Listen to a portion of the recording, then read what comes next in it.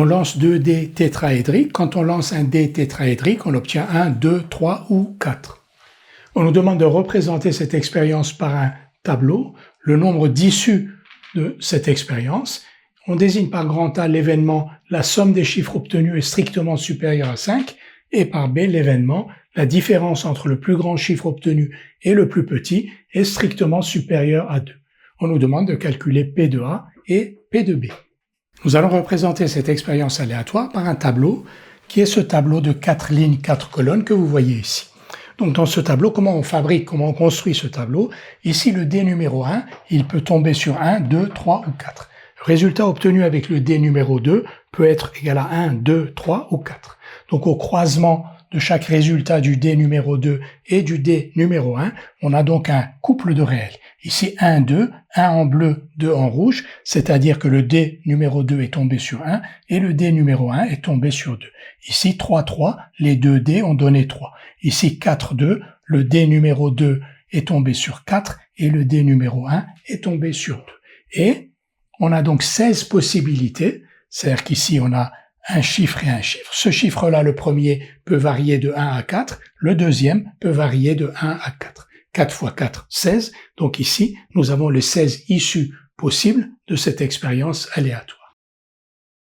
On nous demande ensuite de calculer des probabilités d'événements et pour cela, il faut que l'on sache si on est en situation d'équiprobabilité ou pas. Et la réponse est oui, il n'y a aucune raison d'obtenir plus souvent 2, 3 que 4, 2 que 2, 1. Donc ces 16 issues, ces 16 résultats possibles ont tous la même probabilité de se réaliser, c'est-à-dire 1/16e. On est en situation d'équiprobabilité, toutes les issues ont la même probabilité, toutes les issues sont équiprobables. L'événement grand A, c'est l'événement, la somme des chiffres obtenus est strictement supérieure à 5. On est en situation d'équiprobabilité, donc P de A est égal au nombre d'issues de A, le nombre d'issues qui réalise A, divisé par le nombre total d'issues. On a vu que le nombre total d'issues est égal à 16. Maintenant, dans les issues, on va chercher celles qui réalisent A, c'est-à-dire celles pour lesquelles les chiffres, la somme des chiffres obtenus est strictement supérieure à 5. Donc, ce n'est pas le cas ici. 1 plus 1, c'est 2. 2 n'est pas strictement supérieur à 5. Donc, 1 plus 2, 3. 1 plus 3, 4. Donc, 1 plus 4, 5. Donc, sur cette première ligne, aucune de ces issues ne réalise l'événement. 2, 1 non plus, 2, 2 non plus, 2, 3 non plus, 2, 4 oui, je vais la marquer ici, parce que 2 plus 4 égale 6. 3, 1 non, 3, 2 non, 3, 3, parce que 3 plus 3 égale 6, qui est strictement supérieur à 5. Alors que 3, 2 ici, 3 plus 2, 5, n'est pas strictement supérieur à 5. Donc ici, 3, 4 oui. Du moment où on a une issue, celle de droite marche aussi parce que elle a 1, la somme des chiffres ici, 7, est supérieure à celle-ci de 1 unité. 4, 1, ça ne marche pas puisque 4 plus 1, 5, et on cherche une somme strictement supérieure à 5. Donc l'événement 4, 1 ici, l'issue 4, 1 ne réalise pas grand A, n'est pas contenu dans A.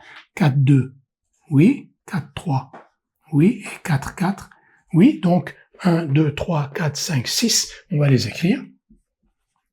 Donc on a l'issue 2, 4, on a ici 3, 3,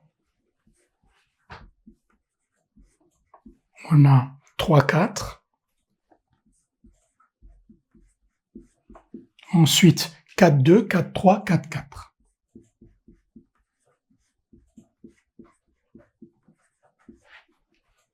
Et 4, 4. Donc l'événement A est constitué de ces 6 issues, et donc probabilité de A est égale au nombre d'issues de A, c'est-à-dire 6, sur nombre total d'issues 16, c'est-à-dire 3 huitièmes. Évidemment, on ne peut écrire ceci que parce qu'on est en situation d'équiprobabilité, donc la probabilité de A est égale à 3 huitièmes. Quand on lance 2 dés, la probabilité pour que la somme des chiffres obtenus soit strictement supérieure à 5 est égale à 3 huitièmes. Nous allons maintenant déterminer la probabilité de l'événement B qui est définie par la différence du plus grand chiffre et du plus petit chiffre obtenu est strictement supérieur à 2. On est en situation d'équiprobabilité, donc P de B est égal au nombre d'issues de B sur le nombre total d'issues qui est égal à 16. On regarde dans notre tableau, donc quelles sont les issues qui sont dans B, c'est-à-dire les issues pour lesquelles la différence du plus grand chiffre et du plus petit chiffre est strictement supérieure à 2. On en trouve sur la première ligne une issue, donc 1, 4, la différence entre 1 et 4 est 3, et 3 est strictement supérieur à 2. Et en fait, l'autre cas possible, c'est 4, 1, 4 moins 1 égale 3, et 3 est strictement supérieur à 2.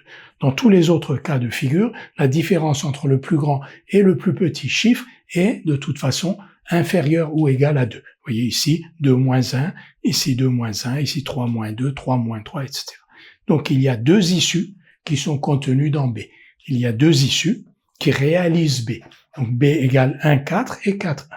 Donc il y a deux issues dans B, et donc P de B est égal au nombre d'issues de B sur le nombre total d'issues, 2 sur 16, c'est-à-dire 1/8.